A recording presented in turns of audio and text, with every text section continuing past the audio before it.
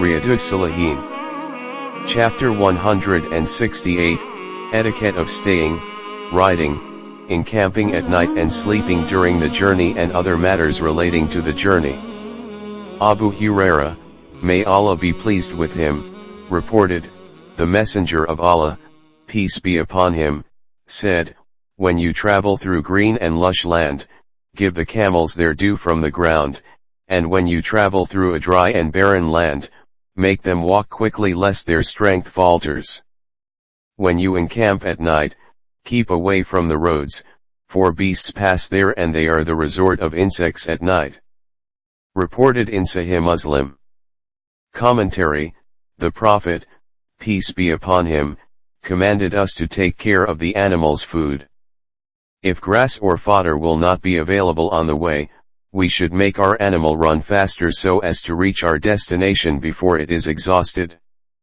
There is another instruction for us. In case we happen to stop at night for rest, we should camp away from roads. This will ensure our safety as well as save others from inconvenience. Abu Qatada, may Allah be pleased with him, reported, when the Messenger of Allah, peace be upon him, encamped at night during a journey, he would lie down on his right side, and when he stayed a little before dawn he would raise his forearm and place his head on the palm of his hand. Reported in Sahih Muslim. Commentary, this hadith tells us that we should be fully regardful of the performance of prayer, particularly during a journey. We must make sure we perform prayer at the right time. Anas, may Allah be pleased with him, reported, the Messenger of Allah, peace be upon him, said, keep to traveling by night because the earth is folded, traversed more easily, during the night. Reported in Abu Dawud. Commentary, according to this hadith, we should preferably travel at night, particularly late at night. After having slept in the first part of night, one feels invigorated and fresh enough to restart one's journey. Abu Thalaba al-Kushani, may Allah be pleased with him, reported, whenever the people encamped during the journey, they would disperse in the mountain passes and valleys. When the Messenger of Allah, peace be upon him, noticed this, he said, your act of scattering in the mountain passes and valleys is from Satan. Afterwards the companions kept close together whenever they encamped. Reported in Abu Dawud. Commentary, this hadith teaches us not to encamp during a journey but in the company of others in order to create an atmosphere of intimacy and cooperation.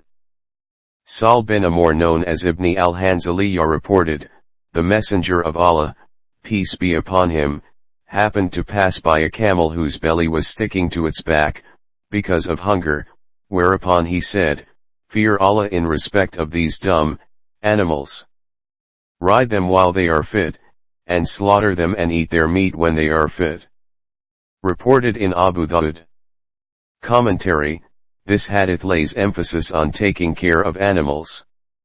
Because if they are hungry or you overload them, they will not be able to speak out their suffering to you in human language. You are, therefore, supposed to take care of their food and other requirements by yourself. In case you fail in your duty to them, Allah will take you to task. Moreover, eating the flesh of sick and lean animals is unhygienic and can endanger health. Whereas, the flesh of a healthy and robust animal gives energy and strength to human body.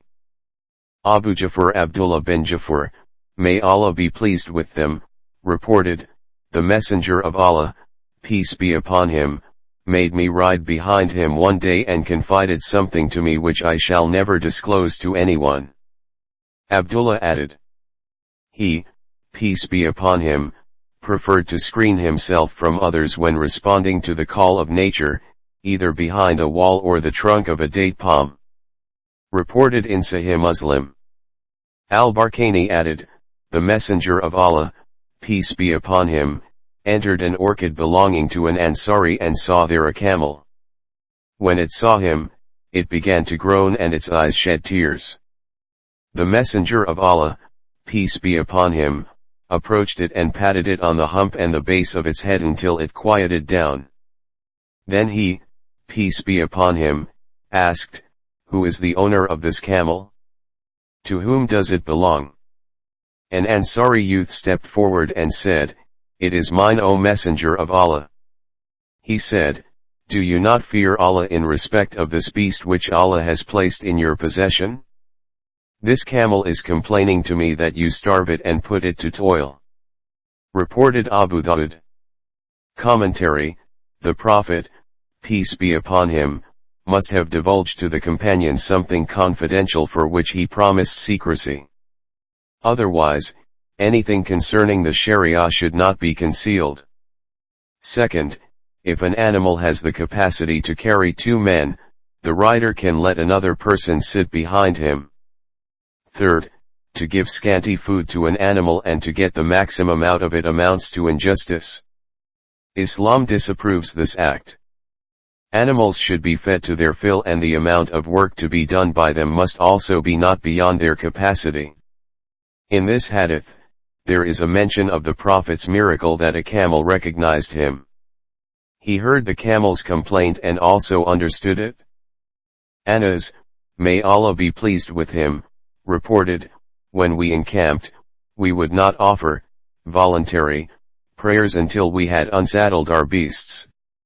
Reported Abu Dawud. Commentary: it was the usual practice of the companions that whenever they halted at some place to take rest during their journey, they would first of all unload their animals to give them comfort and relaxation. Then, they would perform voluntary salat. This hadith also throws light on the excellence of voluntary salat in a journey. سلام عليك صلوات الله عليك